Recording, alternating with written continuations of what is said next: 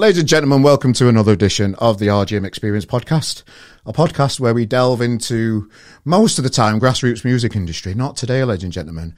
We've got a comedian on his hands, and I've been adoring her work online and just really enjoying the parody stuff that she's been doing. Ladies and gentlemen, I want to introduce you to Nerine Skinner today. Hi, mate. Hello, nice to see you. Nice to have me on. It's a good start, isn't it? That'll work. Well, I was just mentioning earlier that you first came to my attention when one of our writers did a preview for Edinburgh this year, and they featured you on that. So I thought, all right, I checked your socials out, and I've just really enjoyed the parody stuff that you're doing and your comedy work and all that kind of stuff. It just seems like things are going really well at the minute for you, and you're a busy lass. So thanks for joining us today. No, thank you. It definitely has, the politics for sure has definitely been keeping me busy over the last couple of days. Yeah, sure.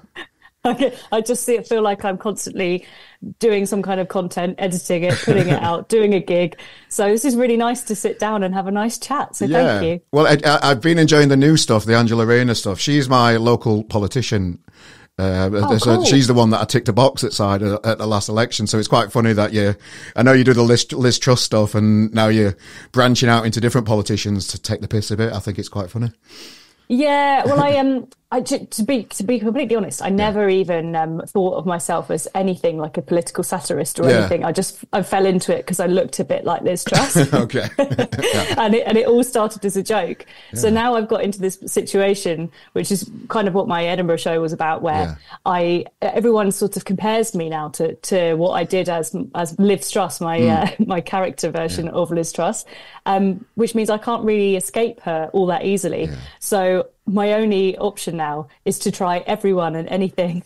Okay, politicians, people in the news, whatever, other characters, just to sort of show that I can do other things. It must be nice to not, like, because when you put on a bit of a mask, and comedy is a bit like that anyway, you can pretend to be somebody different on stage, can't you? And say things that you wouldn't necessarily say yourself as a human, if you get me. It must be nice just to have that separation, really, I suppose. Yeah, I really love any sort of character comedy. I think is just so fun because you can just say all of these ridiculous things and sort of like just completely get away with it. But also I enjoy improvising and just making stuff up in those characters. I enjoy it just as myself as well. But there is something really fun about taking a character and then like making it even bigger and bigger. You know, even like Liz Truss, for example. My version of her is so extreme; it's almost a clown. Now, is it though? I enjoy that. I think so. Okay, fair enough.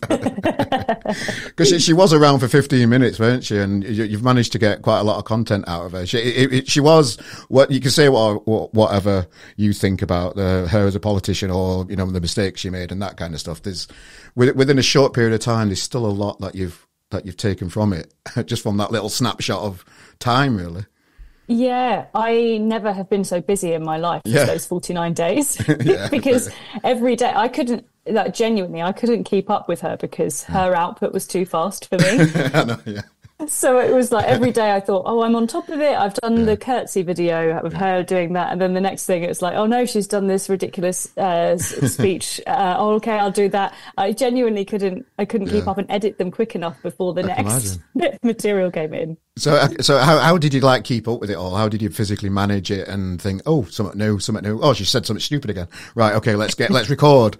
Talk me through the process of like how you did it all, really. I suppose it's quite impressive. Yeah, well, I think that initially, because of the fact I never would see myself as someone who knew overly that much about politics, and I sort of felt a bit of an imposter, to be honest. So I felt like I needed to research her as heavily as I could at the beginning. And then I was looking at her, trying to work out her mannerisms, trying to work out how she was speaking, having never done impressions before either. So it was like starting from scratch. And then because on top of it, all of this material was coming out, I would do a video, put it up online, and it's always Twitter or X or whatever we call it. I don't know what we call it anymore. X. I'd go on there and there would be a new thing that's trending. So whatever I'd just put out was probably too late already. So I would then start the whole process all over again. So I'd research the thing, this, whatever she's talking about, watch her version, write my parody version of it, film that, edit it, get it out as quickly as I could. And do you have a team behind you? Or are you doing it all yourself? No. Yeah. No, it's me and my boyfriend. Yeah. So it's just all shot on an iPhone. Nice. So we've got this little iPhone, bought a green screen, and then he's amazing at editing. Nice. He makes my stuff look good. Okay, fair enough. Nice. It's all on him. Yeah. But I'll do the writing and everything, and then and then he'll edit it for me afterwards. So it's just been absolutely insane. I think at one point we tried to do a political pantomime, which involved a ridiculous amount of characters, and we were up until about 4 a.m. doing it. And I think just like, what are we doing with our lives? That must be quite fun as a couple, though, just to piss about and not take life too seriously, I suppose. Well, yes, it is, until it gets ridiculous. You know, when you have those ridiculous situations where you're like, why are we arguing about this? You know, why I was dressed as Donald Trump one day, and as you do, and I was painting my face with loads of orange, and he came up and it was like, your face isn't orange enough, and was trying to paint it, but the paint was going all over my clothes, and we were having this ridiculous, like, silly, like argument that was going, you know, like, why are we arguing? And can we just stop this for a second? Yeah. I am dressed as Donald Trump. Why are we arguing? I know. But it's, no, it is great to work together. But I think, you know, when you're trying to do so many different things, because it's obviously not, at that time, I'd fallen into it. So I'm still doing all of my other jobs and things as well, and trying to fit it into these tiny fragments of time. So it was quite time consuming and exhausting. I've always been fascinated by that Tory stance, you know, like when you see him like with George Osborne started, you know, where they have like they keep the legs quite wide apart, and it's supposed to make them look powerful, but it just makes them look ridiculous. The semiotics behind all that, and the thought panel behind telling people how to stand to look assertive or whatever it is that they're making it to do. I've always found that kind of stuff fascinating and weird. Yeah, and Liz has got a really particular one, because like you say about she'll stand, well, I don't know if you saw the picture of her in Edinburgh recently over the Fringe, and she was stood in the street on the just with the widest legs. Like they were wider than wide, and but she also would just always use her hands, you know, as we all do, but they were just sort of robotic or claw-like at sometimes, which I found quite interesting. And they always do that thing with the thumb, don't they, when they're pointing a point, so they don't point. They're always doing that weird little thing, politicians as well. There's a team behind politicians telling them to do all these little stupid little things, aren't they? And I don't like it. I don't like it.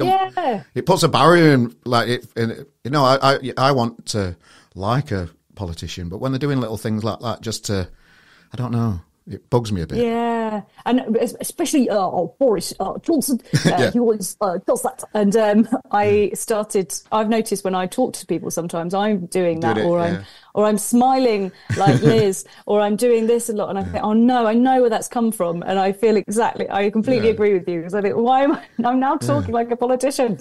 Somebody will get paid a lot of money to tell them to do that as well, which I find frustrating.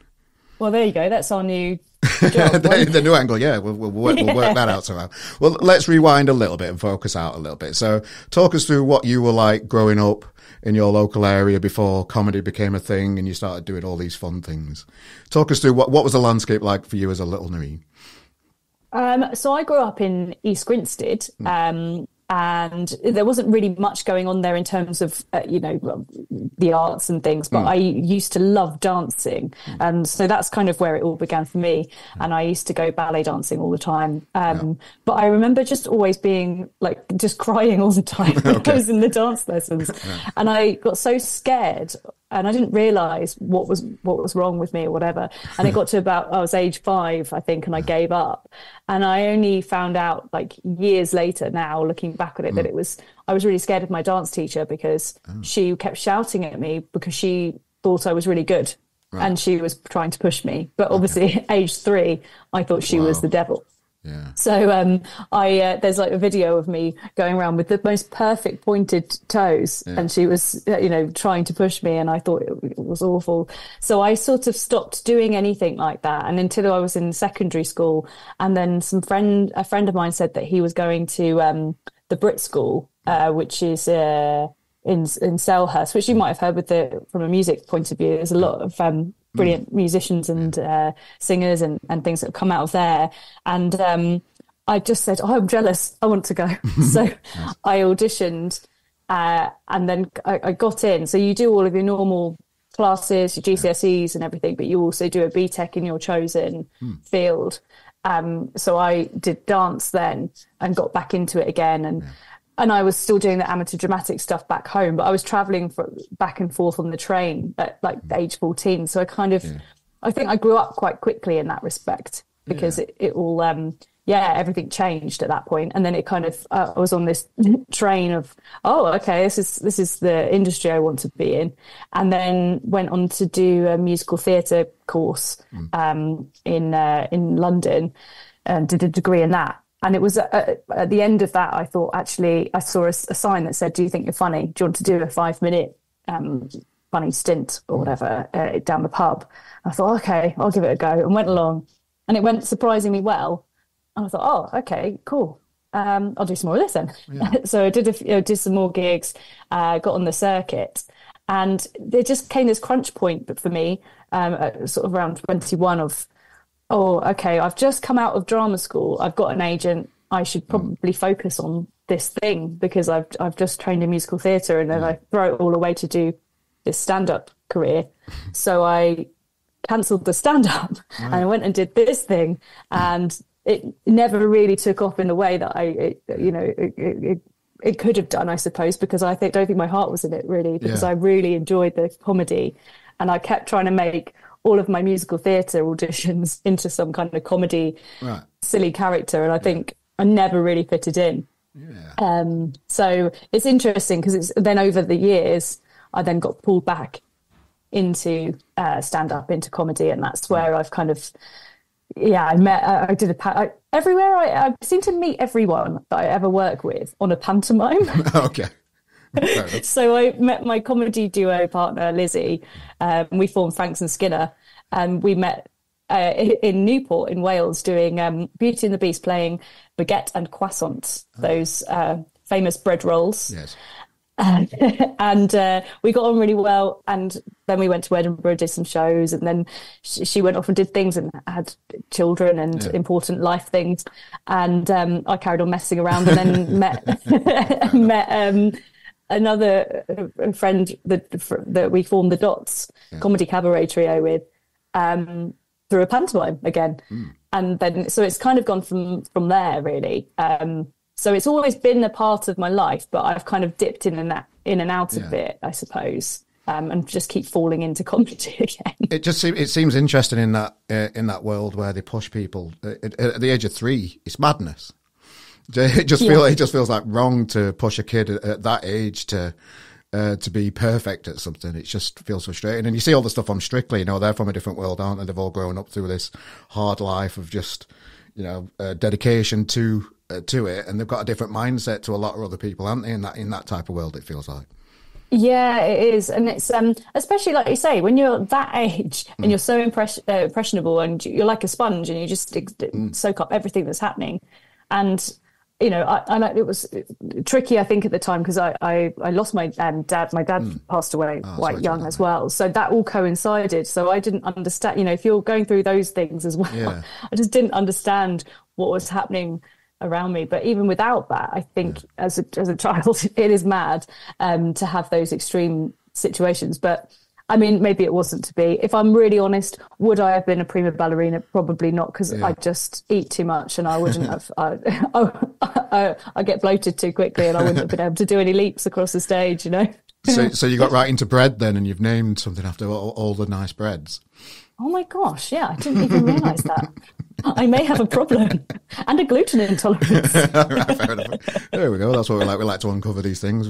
Dr. Maloney strikes again. So you started your comedy stuff. You found your lane, I suppose, and something that you care about and you're more passionate about, and you've just started to go down that lane. So how did so you met these people in pantomimes? How did it turn into partnerships and trios and stuff? How did these relationships blossom? So with Lizzie, we just got on really well. Our roles, again, the Reds, where the idea was that we were sort of one character, but we were finishing each other's sentences. Okay. Or I think, no, actually, everything was one word, which was so hard to learn.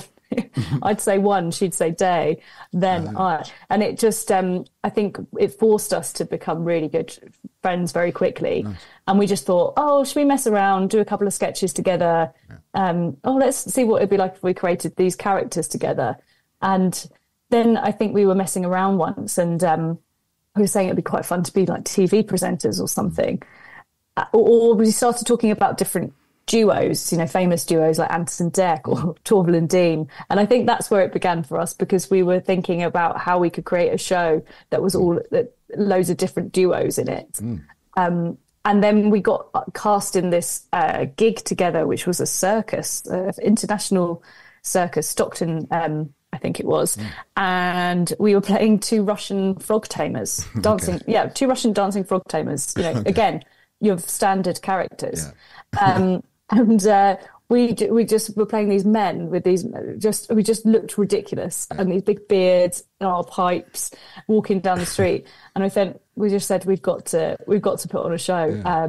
Let's do it. So we kind of just got all these random ideas that we had of these duos, us doing a Torval and Dean ice dance, us as Ant and Dec, us as these Russian taming frog tamers, and just bunged it all together. I didn't know what to call it, and just went to Edinburgh.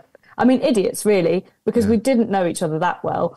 And Edinburgh was is the most intense experience for any comedian anyway. And we were sharing a room together in a friend of mine's flat. Wow. And I think we did each other's heads in. Like, we hardly knew each other. I was snoring all the time. I think I kicked her in her sleep. Yeah. We had to get an inflatable bed. She bought me, the snoring things to stop you. She had earplugs. It was ridiculous.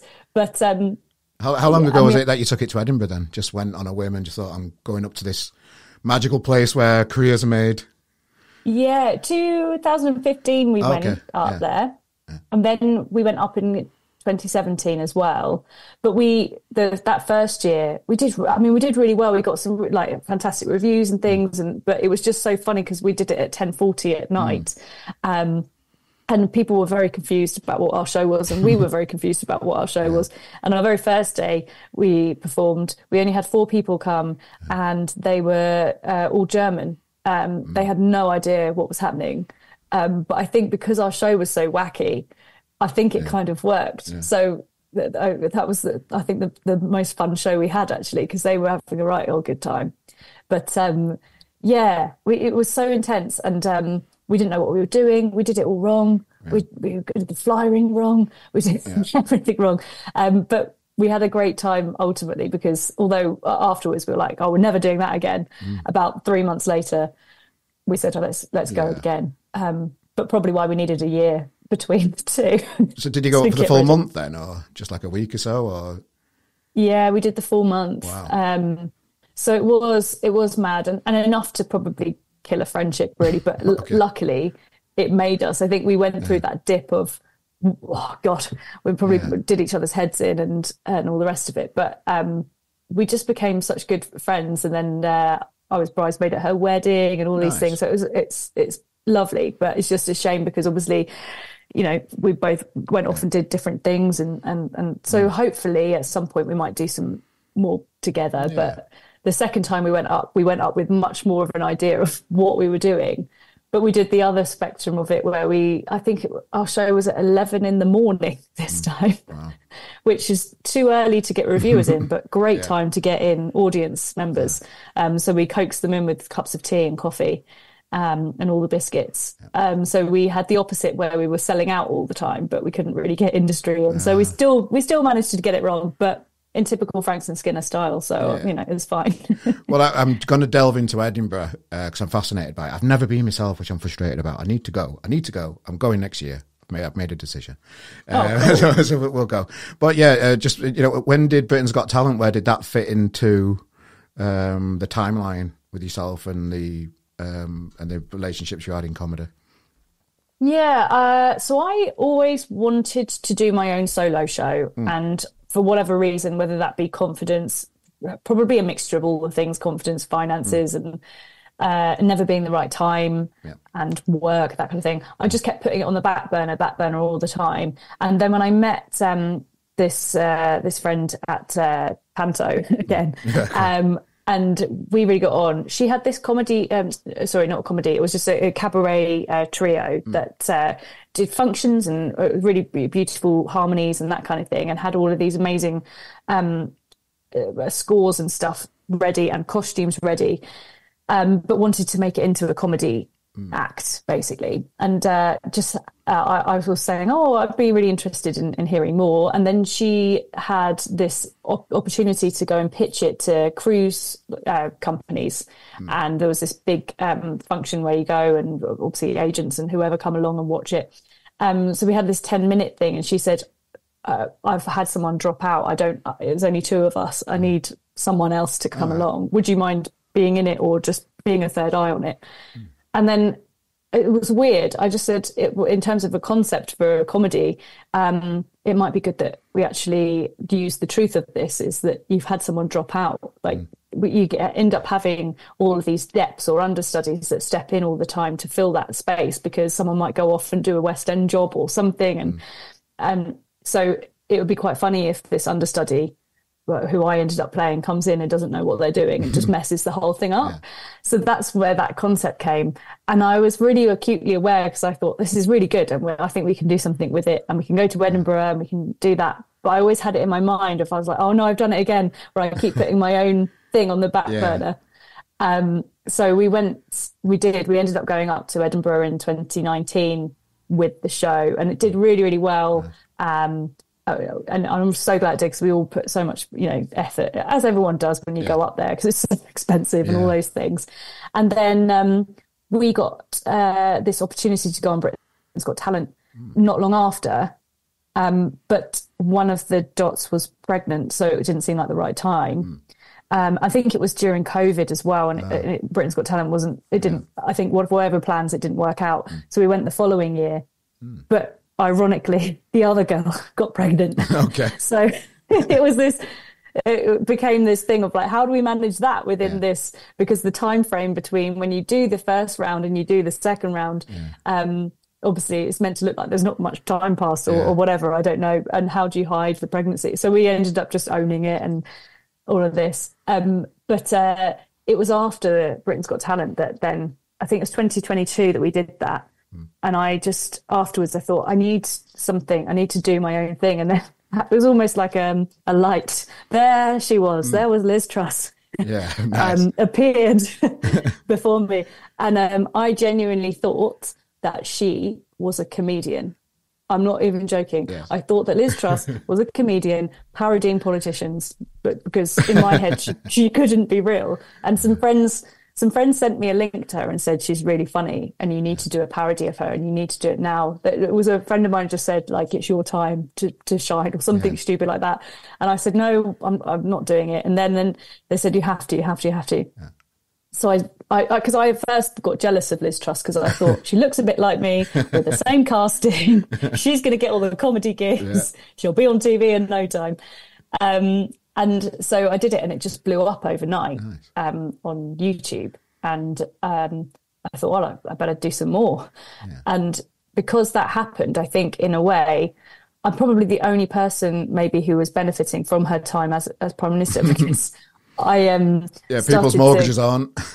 No, exactly. And I feel awful because I mean, it was. I think I probably was the only person, and I didn't want to really admit that. But at the same time, I was like, oh gosh, this is a great moment for me to get the confidence back and to actually move forwards with this thing that I've always wanted to do.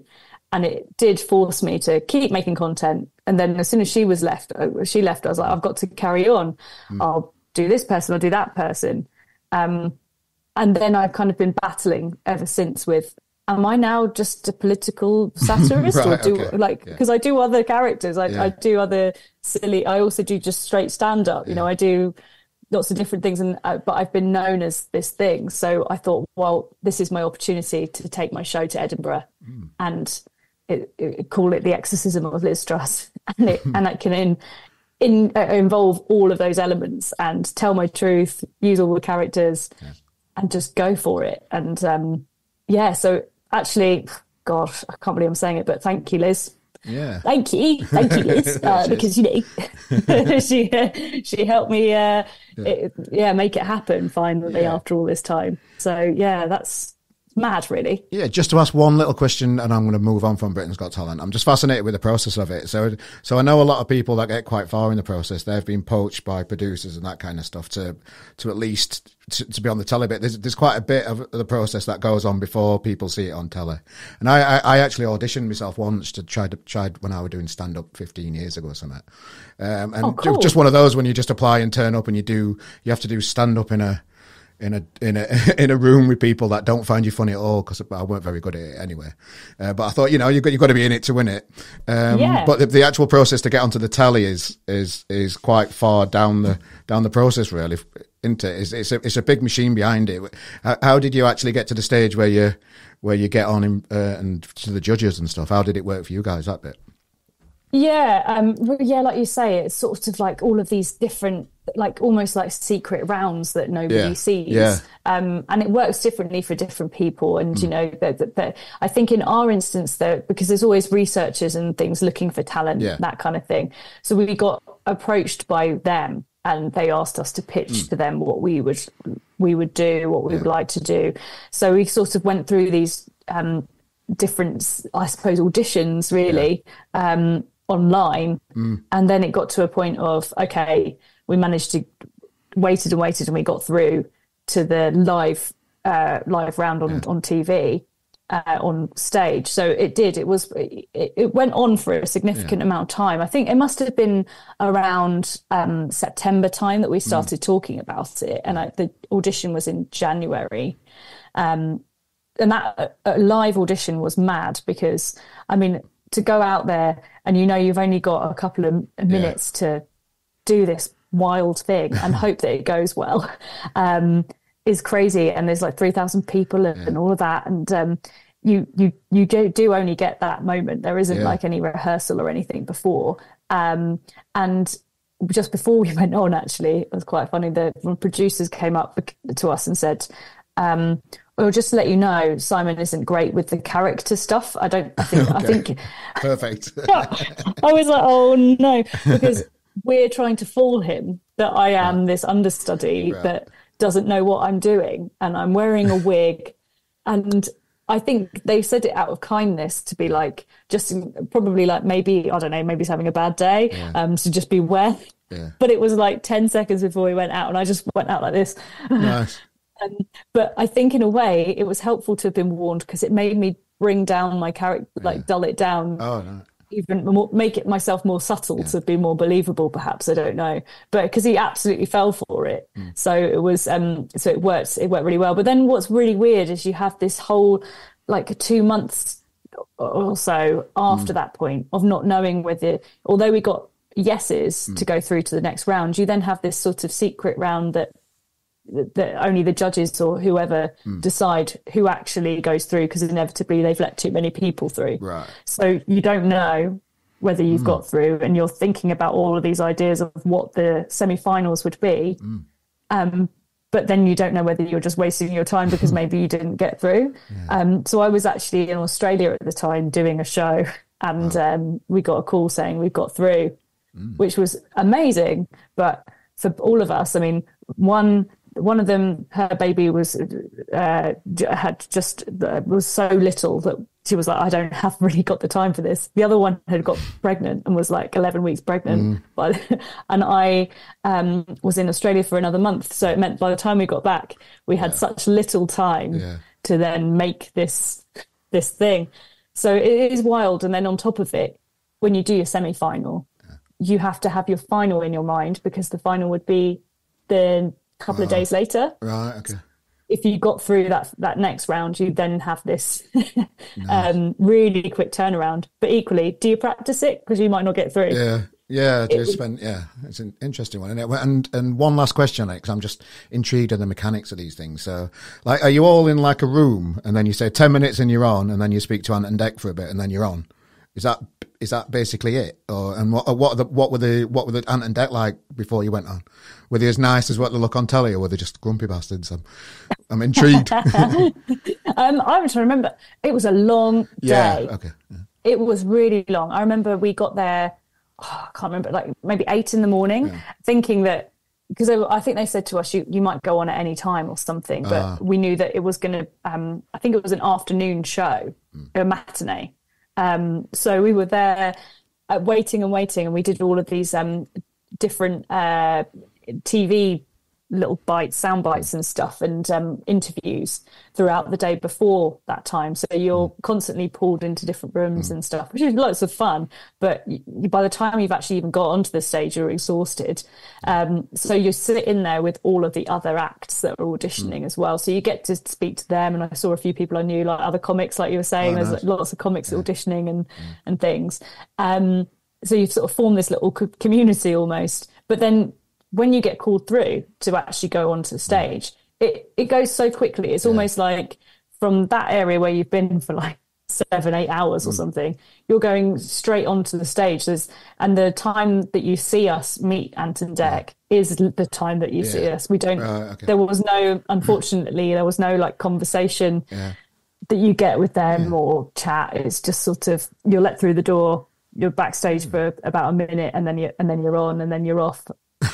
So it was sort of like, I remember walking through the door and into the wings, and I just went, I don't remember anything. Of course. I just went, and I need the toilet. And I'm bloated. I've eaten too much bread. I just went, I don't remember any of my words, any of the lyrics, or any of the choreography. And because my role in it is that I had to do everything opposite to everybody else. So I couldn't even ask them, because I'm like, what leg is it on? They're like, the opposite one. I've never been so scared in my life that I was going to mess it up, not just for me, but for them. So yeah, it's weird. And then with the semi-finals, it's much the same, to be honest. You're there the whole day waiting for this thing, and it's even longer because it's in the evening. Is it quite catty around at the back, competition-wise? Is it quite like people are like, oh, I need to beat these to get further in the competition and that kind of stuff? We did get into 5 fights. No, I'm joking. I think actually because there's so many different types of performers there that there's not really any. I think we were quite lucky as well. There's not really anyone that was doing the kind of thing that we were doing. So it was mainly, I imagine if you were in like a dance troupe or something, it could have got a bit that way, because especially with the groups of children and teenagers and things, and I imagine that there's probably a lot of competition between all of those, that if you've got a similar act. But also everyone sort of seemed to keep themselves to themselves, or was so nervous that you're sort of just talking to each other and going, hey, it's going to be all right. We got this. But it's crazy how long. I didn't even think until we spoke about it. I've just remembered how long we were there during that day. No wonder I was exhausted. So we do actually perform. Well, I'm really interested in how, just in general, just the comedy circuit, and particularly for a woman as well. I saw a tweet online by Lucy Beaumont. She sent a tweet to the Hot Water Comedy Club in Liverpool, just about how about supporting more females on the circuit, because it looked like it were, from what you could see, it was just like a poster with all boys on, just advertising a certain night, and she just seemed really frustrated that there's not as many women in the industry as well. How is it on the ground at the minute? How do you feel about that? I can definitely see. I agree. I think that it's a shame that there isn't there aren't more kind of like opportunities for women to sort of just get on the comedy ladder. What's really good is there are like companies like Funny Women who really help women and support them in comedy, and so I'm really grateful, like on a personal level, that I found them. But I think it's just I can totally see. I find when I go to a gig, generally there are more men on that bill than there are women, and that's it's difficult, because I go, is that, you don't know the ins and outs of it. Is that just because there aren't as many women in comedy, or is it because not as many women are getting booked? But I think I think it is it is harder to sort of crack it, or to find your niche, or to find your place in comedy. Like, and I don't know if I'm saying that from my own perspective of kind of, I'm still trying to work out whether I'm doing character comedy in my stand-up or just stand-up. And so I'm maybe the wrong person to ask in that sense, because I do lots of different things. But it was nice the other day, actually. I did a gig, and it was more female heavy than it was male. And I was like, oh, this is really lovely. And it's just really nice as well when you meet other women, because you kind of go, oh, okay, do you find this? Do you have this? Do you have this? Do you have this? But I think it is changing. And like when I was up in Edinburgh, there were so many women making their debuts, and like really hilarious. And I watched some of their shows, and it's just it was really. I watched Lucy Porter's show. Obviously, she's been going for years and years, and I was just so inspired by her. And just keeping on. I think it's that thing of you just, if you're passionate about it, just keep on going. But I do think it's a shame that there isn't as much support out there as there could be for women in comedy. And I just think it would be nice to address that balance. But like I say, I don't know if that's just because there's not as many women in comedy. It happens in music. Music festivals, there's not as many female bands on music festivals. It feels like it's disproportionate in that zone as well. So I was just wondering how you felt about with the comedy world, really. Yeah. I do think it does feel disproportionate for sure. Like when I go to a gig, like if I'm looking at it just from a purely statistical level, like any gig that I go to, generally it's more male heavy than it is female. And that's why I sort of always encourage to try and create my own, like I've created my own night, and make sure that we're always balancing it, so that there's, two of each, or whoever wants to be there, whichever gender, or, and just make sure that we're creating a nice, diverse, setup and group. But I just think it's something that I suppose all venues and things should have their eye on. And I don't know whether they have or they haven't, but it would be nice for that to shift for sure. Yeah. Well, one thing I'm always fascinated about in the comedy circuit is just how many years people have been doing it before they start to even earn a few quid sometimes as well.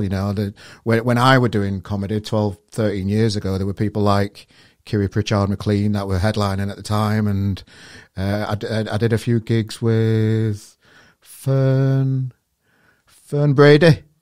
Oh, cool! Yeah, so I've travelled in a couple of cars and that, journeys up to Leeds to do like this gig at the Verve in Leeds. They used to do people just trying out new stuff and that kind of stuff, experimental nights, and just to see those people blossom and have big careers and doing really well after knowing that they've been at it for 10 years easy, a minimum, to get to a stage. Yeah. It's still a long slog in it, trying to get anywhere in comedy. It's a real grind, and you've got to have such a passion for it to get to that stage where you think, nope, I'm just going to keep going. I'm going to keep going. I'm going to keep going, and have that faith in yourself, I suppose.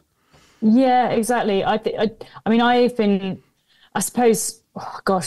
started stand up. Oh God, I don't even know how many years ago, like over 15 years ago or so, but then stopped. So it's like this weird thing where it's like almost starting again. I kept starting and stopping, then starting and stopping. Yeah. So I feel like I'm probably about in my new block of time, 4 years or 5 years. But it is mad, because for anyone that, however long you've been doing it, you go like this and you think, oh yeah, things are happening, and then it's almost like everything just stops for a moment, and you have to, I suppose, like any industry or thing that you're passionate about, like in the music industry as well, you have to then pick yourself back up again and go, how much do I love this? Okay, I love this enough that I'm going to claw back up the ladder and try again. And then it just is a roller coaster, and every time I've learned now to whatever thing that seems like it's to not take it too seriously, because it's just like ebbing and flowing all the time. Which is cool. But yeah, like you say, it's a real test of how much you want to do something. Yeah, more than any industry in the world. I don't. It just seems the hardest one, even harder than music. Yeah, I mean, I can't keep up with all the things that are happening. One like in the news or in the politically, or whether it's like your social media. Oh, there's so many different social channels now to then be putting your content out. and then gigs on top of it. Yeah, You know, I and suppose travel. like back in the day, you wouldn't have the content creation side of it. Yeah. You know, when I first started out, I don't even think it was a thing to put your videos up of you doing stand up. But now it's like people can just watch you doing the stand up rather than go to actually physically see you. And that's just as important for getting the gigs as the actual physical side of it. There does seem to be a big shift from comedians. I watch a lot of American comedians, and I think they started doing it before we caught on a little bit. But a lot of them record a lot of crowd work and put the crowd work out on the socials and reels and that kind of stuff. And that's content that they can burn because it's not part of their act, and they can and it's something new that's fresh every night or most nights or whatever. So you can keep creating this content from it and putting those out as reels. And people have done really well. Like one of my favourite comedians, Scott Bennett, he's doing really well at that at the minute, doing a similar kind of thing. It is a new kind of trend in comedy, that kind of thing that I've seen come from the Americans over here recently. That I think works quite well. Yeah, I do. And I'm actually thinking about that recently. I was thinking, maybe I should do that because I've always kind of just been mainly putting my parodies and things up online. And then the odd time, maybe a bit of stand up. But actually, that's a really good way of putting it. I didn't even think about it that, you know, you're not burning any of your stuff because it's always different. So, they've definitely got the right idea because I think that's the thing. It's just so hard, isn't it, to make it in the industry, but to just keep going and keep the momentum going. And everywhere you look, you've got to keep your momentum going on this app or that app, this thing, keep your material fresh, keep honing it, you know, and also do all your other jobs or whatever you're doing. There's not enough time in the day. Well, I mentioned Scott Bennett there. I listened to his podcast, Brew with the Bennetts. It's one of it. Just a shout out to that podcast. I think it's ace. And he was talking. He's just come back from Edinburgh, and he was just telling. He was telling a story about it. Apologies if I don't describe it exactly how he said it, but I'm just trying to remember stuff. It's hard work these days. He said like going up to Edinburgh is completely different to what it was 5 or 6 years ago. There doesn't seem to be as much. You don't seem to get as much back than what you did 5 or 6 years ago from it. The industry's changed a little bit, I suppose. And how do you find it yourself, Edinburgh, and how it's developed and changed over the years for you personally? Well, I have only done my one solo show, which was this one. Yeah. So from my journey with having done it with a group of people or with duo, I think it's wildly different anyway because of the fact that you're with a group of people and you can share that kind of experience. But I can see a definite shift in terms of, I remember the excitement of going up in 2015 with Franks and Skinner thinking, oh, we might get like a TV producer out of this. You know, there was almost this pie in the sky idea that anything could happen. It was a bit magical. And it felt very much this year. I don't know if it's just because I've got older and bitter. Yes. But also from what people have said to me, just saying don't expect anything. It felt like it's so oversaturated, but also so many more shows going up there. It's so expensive. It's there are so many other mediums now, like social media, where people can cut through this thing that almost and things like Britain's Got Talent or whatever, that you don't have to necessarily do it in the same way that you used to. There was like, you do this and then you go to Edinburgh, you keep doing that. And with a lot of emphasis on your debut being when you go to Edinburgh, that's your moment to shine. But it felt like it was still really special and still amazing. But there wasn't that sense of, is there a producer out there? Like I don't feel like it's attracting as much of that anymore because it's all spread out across so many different areas of the industry, like social media. You know, people don't necessarily need to go out, they can see it. And also, you know, from a point of view of people are worried as well of not selling tickets, so maybe that puts people off on top of all of the other side of it. But it definitely doesn't feel like it holds as much as it did, which is ironic at me saying that, because if you asked me about 2 months ago, I'd be like, it's absolutely everything. It's all I ever want. So what's it like flying up there? Because that it's such an old-fashioned way of promoting yourself, but it just seems like everybody still does it in Edinburgh, because that's one of the main ways of getting your show out there, just by grafting and trying to promote it as many ways as you can, I suppose.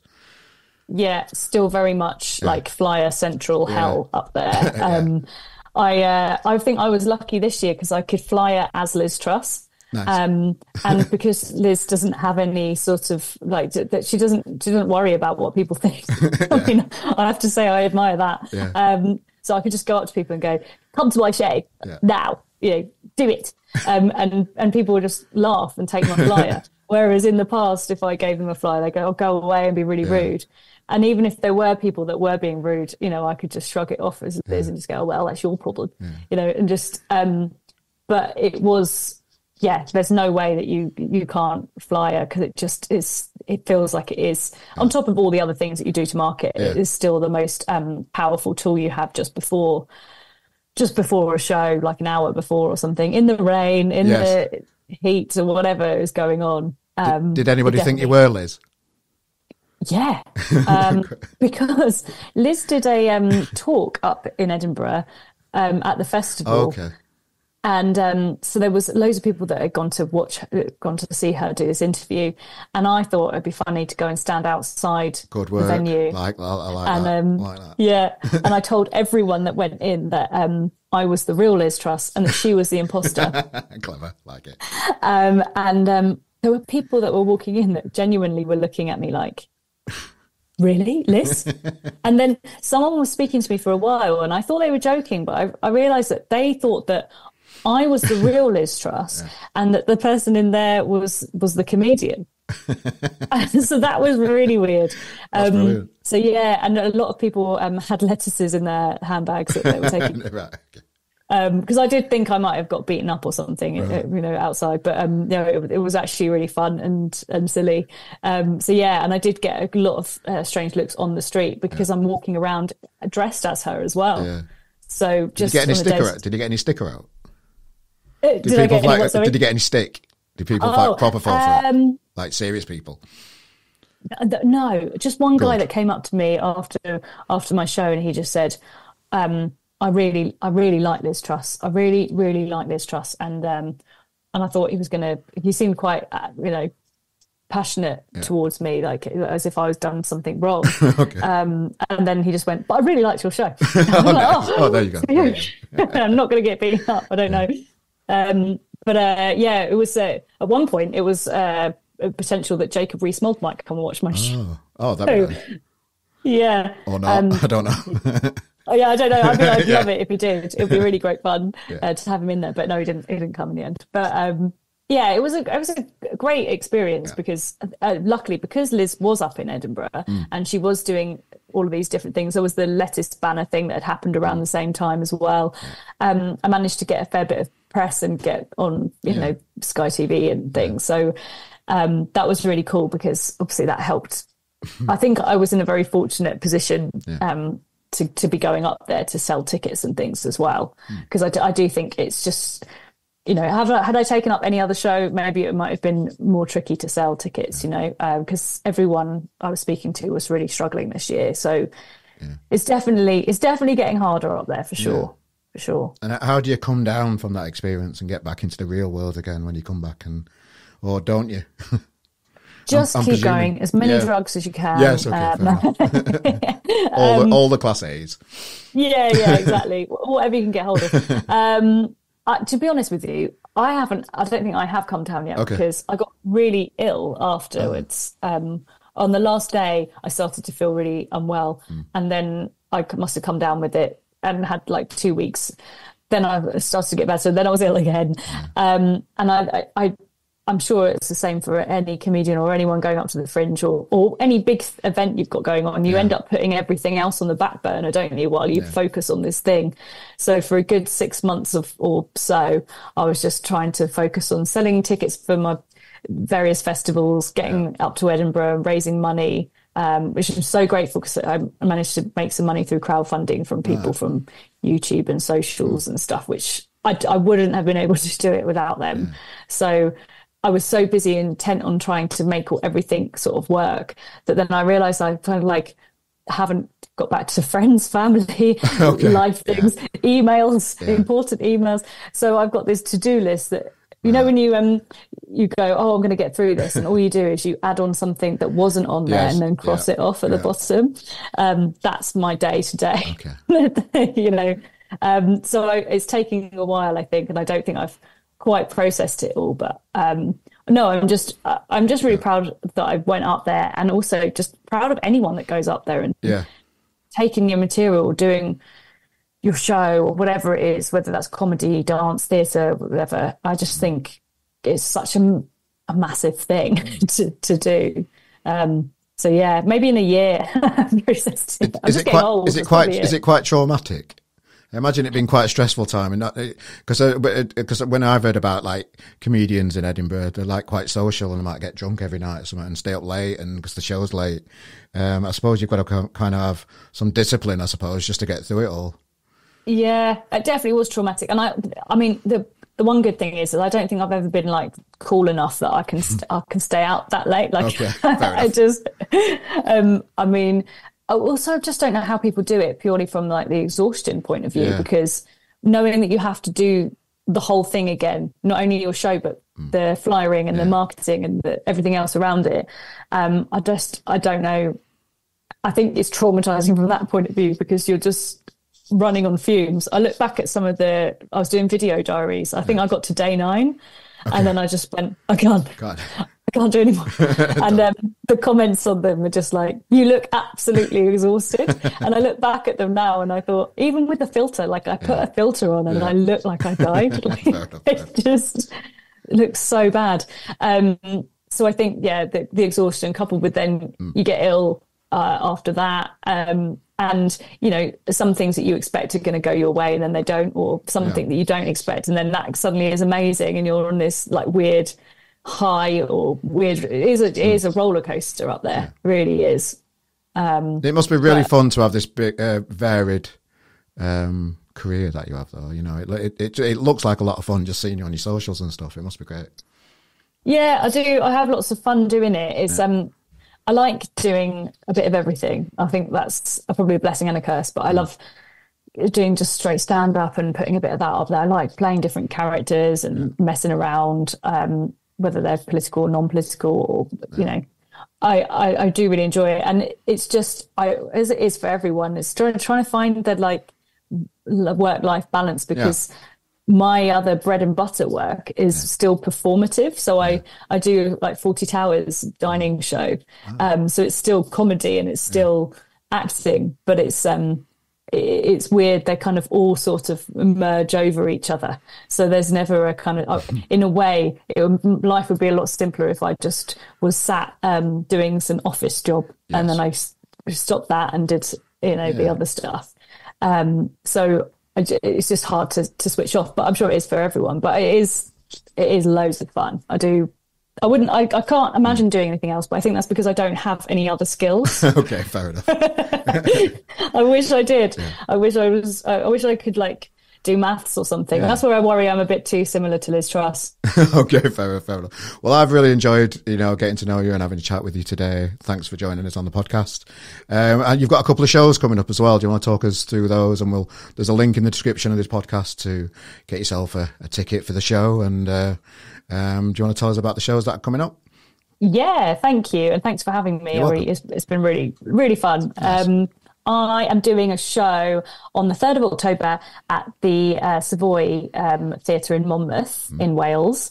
And that's my Edinburgh show that's slightly revamped because the news has changed. Yeah. And so that's The Exorcism of Liz Truss that I'm doing. It's 8:00 on the 3rd, and I'm also taking the same show to the Pleasance in London on the 21st of October. So just in time for Halloween. Perfect. If you want to trick or treat, come and see Liz be exercised. And what else is coming up past the new year? Any plans, anything you can share with us, or is it all hush hush at the minute? I've got some little ideas in the pipeline, but nice. I'm hoping that I'm going to try and create a new show is the thinking. And then see if that's got some legs. I've had an idea in my head for a while, even before this one actually, but this kind of took precedence. But I've got a little idea. So Yeah, so we'll see. We'll see. Keep them teased. Well, Nerine Skinner, thanks for joining us today on the podcast. I've enjoyed getting to know you. I'm sure the people from RGM will enjoy getting to know you too. So thanks, mate. Really appreciate your time. Have you got much on for the rest of your day? No, I was about to just say eating, and then I realised what I've started. Just eating bread, apparently. Bread again, fair enough. That's it. Well, thanks, Nerine. Thanks for joining us today. I really appreciate your time. Thanks, mate. Thank you. Cheers. Hey, ladies and gentlemen, welcome to my little studio. We're just having a look around. This is where I record loads of good chats. And you know that already because you've just finished one. Ladies and gentlemen, if you enjoyed it, have a look around. Look at this. There's different videos all around here. New videos that you can enjoy too. I promise you, it'll be all right. Nice one. Thanks for tuning in again, guys. See you soon.